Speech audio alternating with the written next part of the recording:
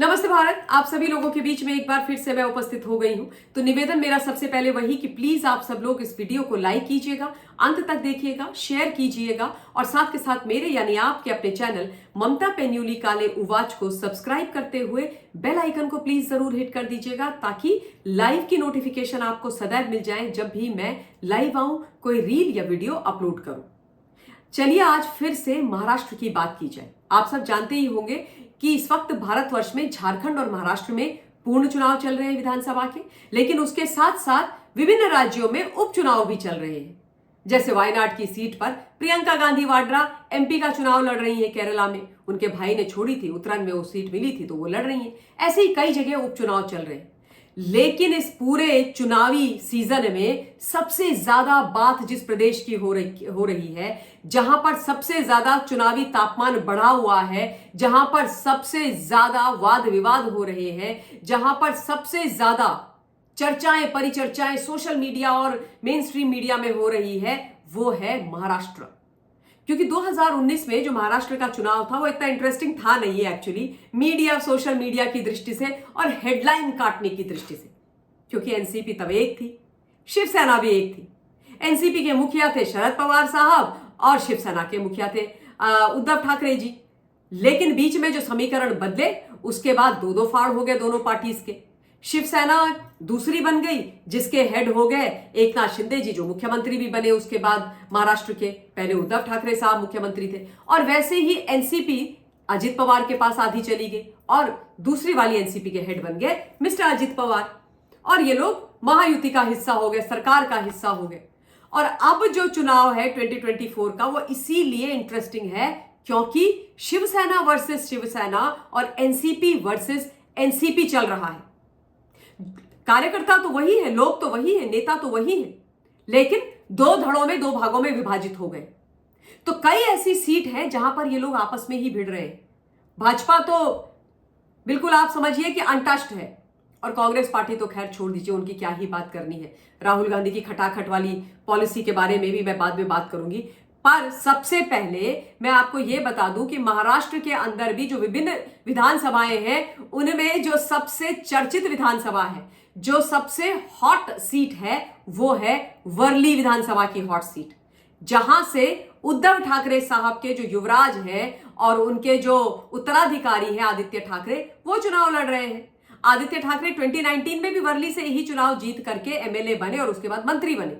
इस बार फिर से वो वर्ली से चुनाव लड़ रहे हैं, लेकिन अब उनके सामने उन्हीं के जो नेता हैं, सीनियर लीडर हैं एकनाथ शिंदे जी, वो खड़े हो रखे हैं। क्योंकि अब एकनाथ शिंदे जी ने अपनी पार्टी से जिस व्यक्ति को उम्मीदवार बनाया है वो है मिलिंद देवड़ा। मिलिंद देवड़ा जो राज्यसभा के सांसद हैं, पहले कांग्रेस में थे, अब शिवसेना जो शिंदे साहब की है उसमें है। और एकनाथ शिंदे जी ने मिलिंद देवड़ा को वर्ली से अपना कैंडिडेट घोषित कर दिया। नामांकन उनका भर गया। नामांकन में जो उनकी रोड शो में जो भीड़ थी वो भी देखने लायक थी, खूब अच्छी खासी भीड़ थी। और उसके बाद उनका जो कॉन्फिडेंस है वो भी एकदम स्काई हाई है। वो कह रहे हैं कि जीत तो हमारी ही होगी। खैर 20 तारीख को वोटिंग है महाराष्ट्र में और 23 को रिजल्ट है, तो तब पता चल जाएगा।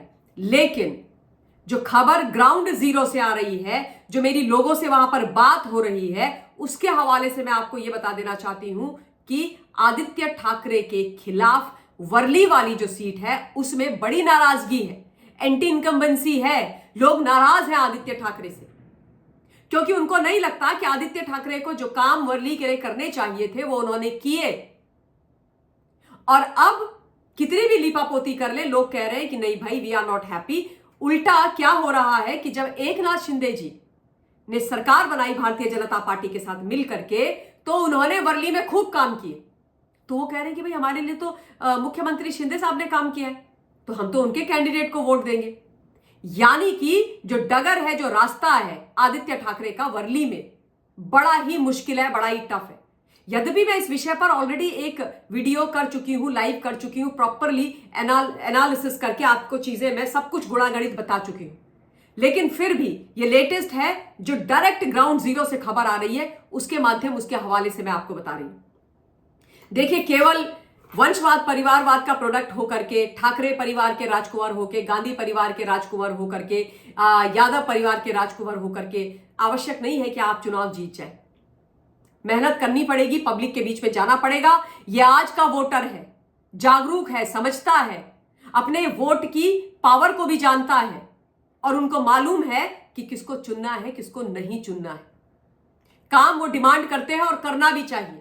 आई होप कि तमाम लोग, जितने भी वोटर्स हैं, वो मेरे इस वीडियो को सुने और तय करें कि कौन आपके लिए अच्छा है, कौन आपके लिए काम करेगा, और सोच समझ करके आपकी जो ये वोटिंग राइट है उसका प्रयोग करें।